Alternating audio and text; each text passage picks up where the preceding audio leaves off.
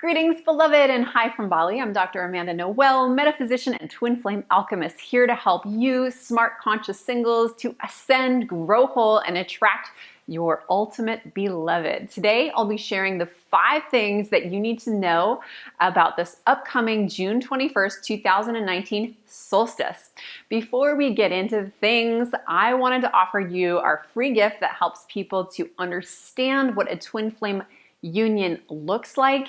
And if you're ready to evolve into a grown-ass conscious relationship that pushes your edge of ascension and end those dead-end dating dramas and drains with people who look like gold but who are fool's gold in disguise, that come in based on past patterns from our family and social programming, oh my gosh, then grab our free PDF, the 22 Twin Flame Signs Checklist.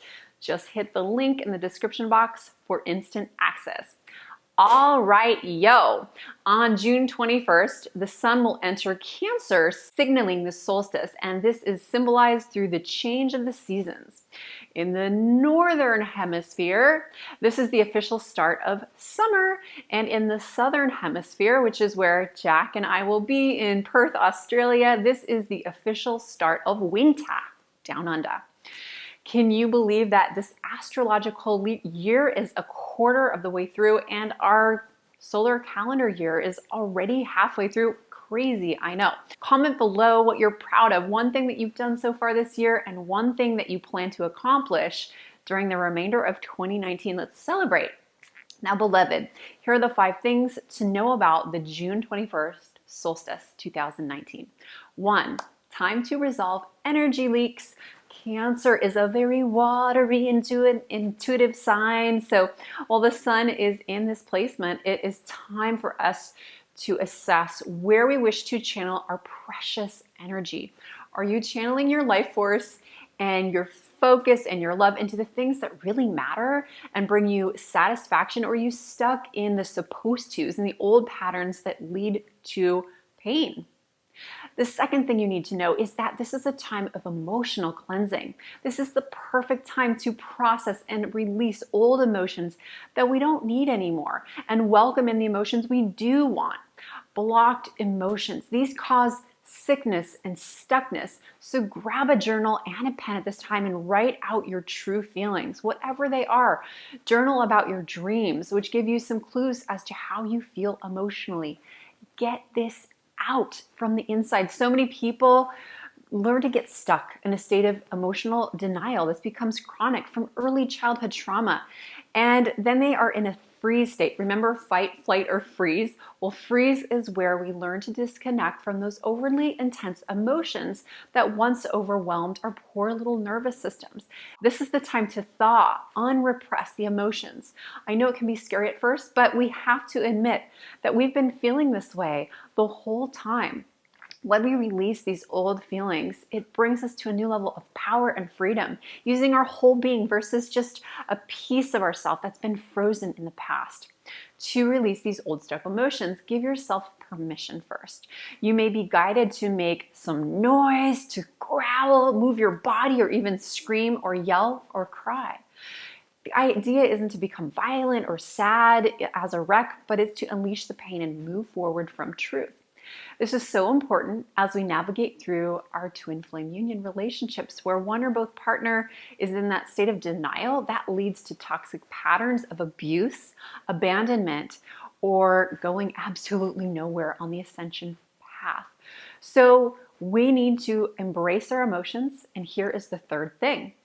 3, let your sacral be your guide. Yes, this is the time to lead from our sacral chakras, our deepest emotional spaces, and to get in touch with the watery power of wisdom that can come from those primal feelings, the ones that you are unthawing. While our heads can seem very smart, it's actually our sacral, our second chakras just below the belly button, that should be our oracle card leading us to our answers at this time. So listen to your sacral as you listen to your soul. Connect to how you feel. Like I said, get that journal, talk to your soul family about how you feel and get those feelings out and take action from there. For me, I had a lot of those hidden emotions about not feeling good enough. I pretended that it wasn't there for years. I covered it up with cosmetics and fake confidence until my twin flame counterfeit freaking mowed me down and I was left brokenhearted and financially broke, as well as deeply soul broken. I had to figure things out from my sacral. And my sacral said, I am pissed off that the world has taught me that I'm not good enough as a woman. So I created a movement from my pain, from my sacral. I started posting on YouTube, posting videos about women and love and the feelings I had. And here we are today, learning and growing together. I literally created my twin flame union and my six-figure business out of my bliss, out of my rage, out of my passion and purpose. So let your sacral chakra be your guide and guru.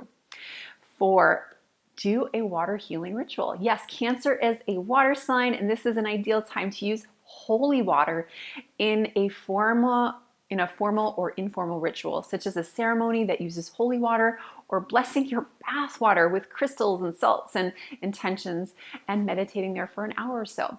When used with intention, we can give water our blessings, prayers for healing and intention.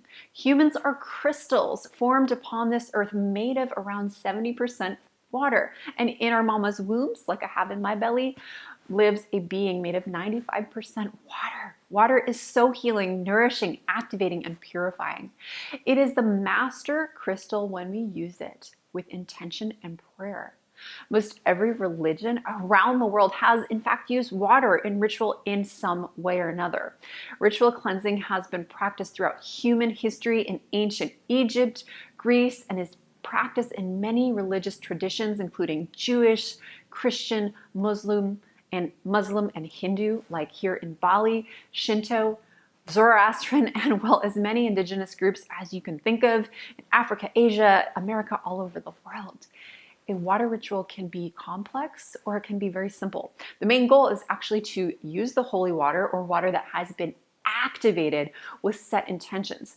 This is what makes it holy water, that the water's crystalline structure has been aligned with your sacred intentions coming through the geometry. The late Masaru Emoto, the Japanese water researcher, created the concept of microcluster water using magnetic resonance analysis technology.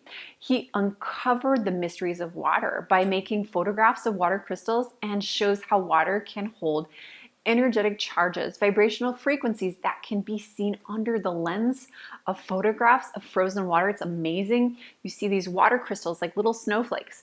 For instance, when water was charged with the words love or positive consciousness, they're beautiful, symmetrical. Inversely, when water was charged with negative thoughts, words of hate, or dissonant music even, or with pollution, we see crystals that are shattered and distorted. This is what's going on inside of us. There have been many tests done about holy water. David Sedaris says, when we put holy, blessed water in a vial with regular tap water, it renders all of the tap water holy. And I have been drinking holy water here in Bali for my own healing, some blessed by shamanic high priests, some blessed by the holy mother goddess of Sulis herself at these sacred crystalline springs. Spring water is just amazing. It's of the highest frequency. Perhaps you can get some and put some in your water during this solstice ritual. Let me know what happens. 5, all right, clarify and refine your goals and desires. This is the 5th thing. On the solstice, Neptune actually goes retrograde, which gives us a total of 4 planets in retrograde. Yep. Neptune symbolizes the veil between spirit and matter and is the planet of creativity, of art, spirituality, and magic. These retrogrades won't actually feel super intense, by the way, but we will feel them on this inner spiritual reflective level. So Neptune's energy is awesome. It helps us evaluate areas of our lives where we felt murky or conflicted or confused. So where have you been a little foggy? What have you been procrastinating on? Perhaps waiting for something to magically shift? Make it happen in this portal, as you will have the power to lift the fog, get into your juicy fluid and flow of your emotions, and create exactly what you want. I hope you enjoyed these 5 things, manifesting some miracles. Go ahead and subscribe to join me for the next upcoming videos that my beloved and I release every week about twin flames and astrology. And also don't forget to grab your free gift, the 22 Twin Flame Signs Checklist, to help you clean up the confusion about twin flame love, discover whether someone you think might be your beloved is your true twin flame, or just learn, what exactly does it take to create an enlightened twin flame relationship. I hope you have a beautiful summer or winter solstice, or like me, if you're on the equator here in Bali, just enjoy the daily sun that comes all year round where there are no such things as seasons, and have a beautiful magical portal. Namaste, namasko.